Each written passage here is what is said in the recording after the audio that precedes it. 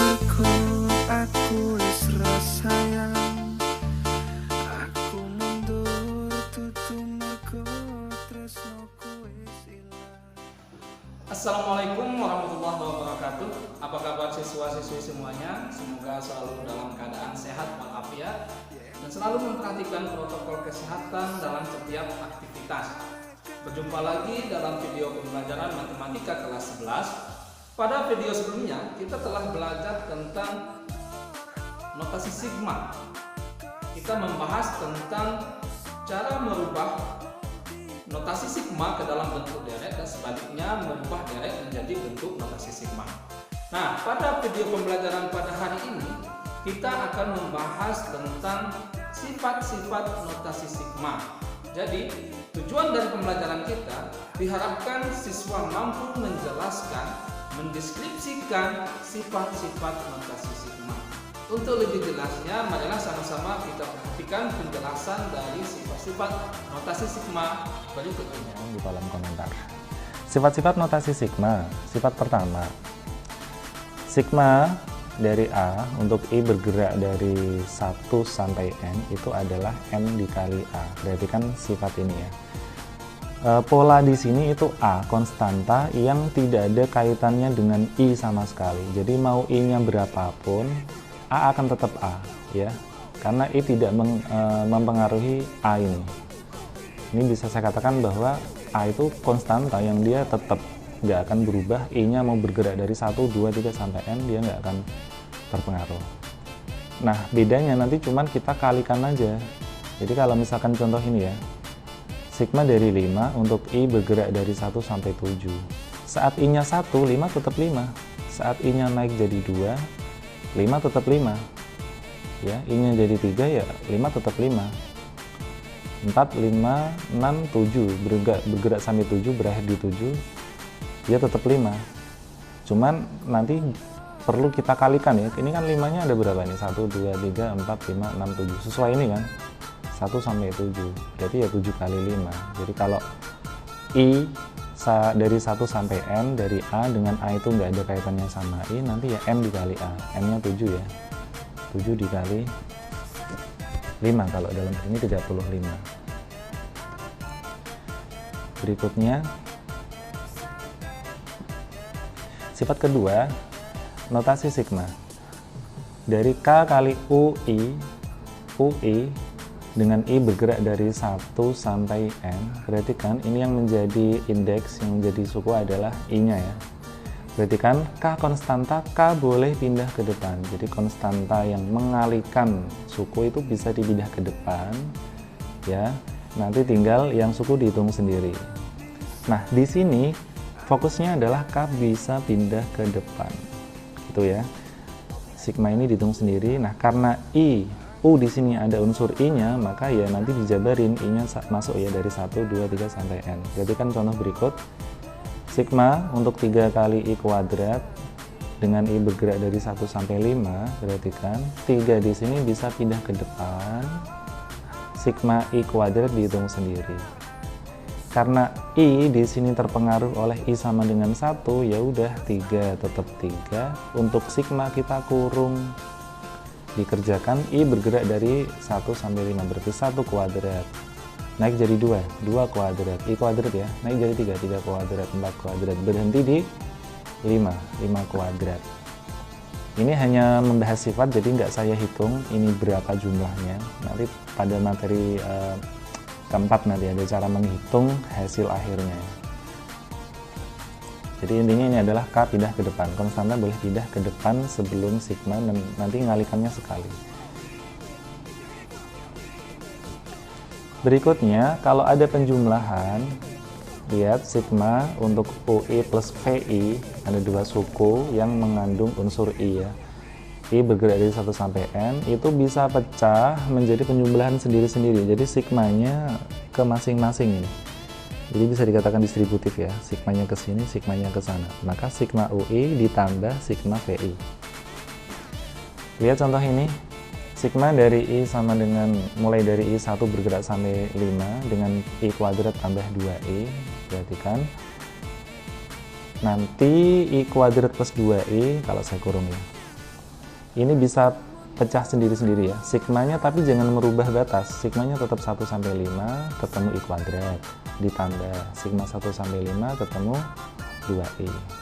Yang nanti pada penggabungan sifat ya 2i ini duanya bisa ke depan lagi ya, seperti yang tadi ya, 2 kali sigma i. Itu sifatnya. Kalau pengurangan juga sama dengan penjumlahan, intinya adalah sigmanya masuk. Sigma UI dikurangi sigma VI. Sigma I kuadrat dikurangi sigma 2i. Nah, sigmanya masuk gitu aja lah biar gampang, distributif. Sifat kelima,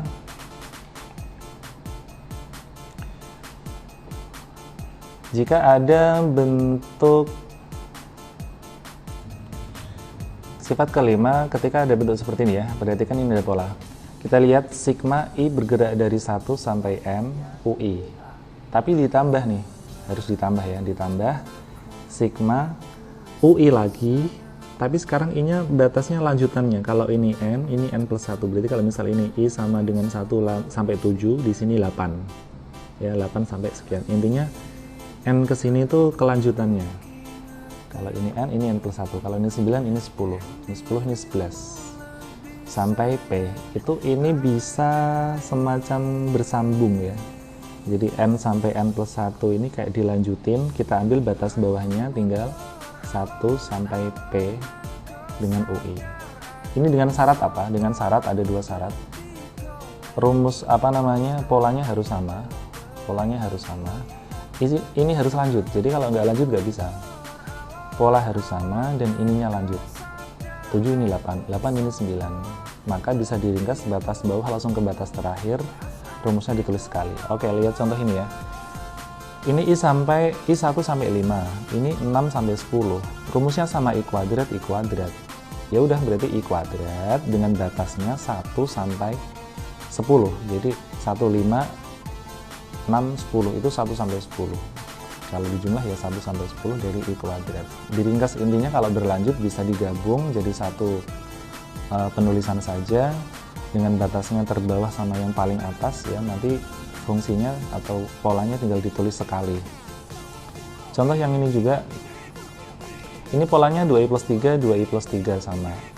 Ini 1 sampai 7, ini 8 sampai 15. Lihat 7 ke 8 itu nyambung. Ya, jadi fokusnya ini ke sini nyambung kan.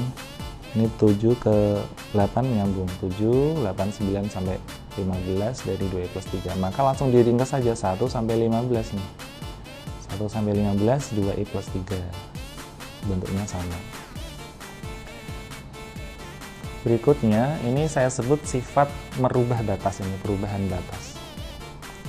Jadi kalau misalnya kita punya batas bawah M, batas atas M dari bentuk UI, nanti I-nya akan diganti M sampai N ya. Ini bisa kita rubah batasnya. Jadi kalau misal batas bawah kita tambahi P, perhatikan, maka batas atas juga harus ditambah P. Ya, jadi kalau batas bawah ditambah sekian, atas harus sama nambahnya. Namun bentuk rumus yang ada di pola harus dikurangi P. Perhatikan antara batas dan pola itu berlawanan. Jadi kalau batasnya ditambah, nanti polanya dikurang. Begitu juga sebaliknya, kalau batasnya dikurang, nanti polanya jadi bertambah. Setiap ada I harus ditambah. Contoh berikut. Saya kurung. Jadi I dari 1 sampai 5 untuk rumus I kuadrat min 2I. Ini bisa dirubah kalau I-nya pengennya mulainya dari 5, berarti harus saya tambah 4 ya. Ini saya tambah 4. Garis merah tambah 4. Karena batas bawah ditambah 4, nanti batas atas juga ditambah 4. Jadi yang 1 menjadi 5, yang 5 harus menjadi 9. Namun, rumus yang ada di dalam sini harus dikurangi 4. Setiap ada I kurangi 4.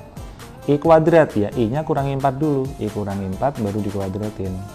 Dikurangi 2I. Oke, 2 kurung buka, I-nya kurangi 4 dulu. 2 kurung buka, I kurangi 4. Jadi, I yang ada di pola itu ditambah atau dikurang berlawanan dengan penambahan atau pengurangan pada batas. Ini contoh yang berikutnya, coba saya kurangi batasnya ini. Jadi Ini batasnya 7, pengen saya buat 1, berarti harus saya kurangi 6. Maka 10 juga saya kurangi 6, tapi yang di dalam sini harus saya tambah 6. I kuadrat menjadi I plus 6, baru dikuadratin. Min 2I, min 2 kurung buka I tambah 6. Paham ya intinya ya? Intinya adalah kalau merubah batas, batas bawah ditambah, batas atas ditambah yang sama, dan pola harus dikurangi. Kalau batas dikurangi, batas atas dikurangi, maka pola harus ditambah dengan angka yang sama tadi. Baik, itulah sifat-sifat untuk notasi sigma. Memang belum sampai bahas menghitung, ini hanya contoh penggunaan sifatnya. Nanti selebihnya kita gunakan untuk menghitung nilainya ya.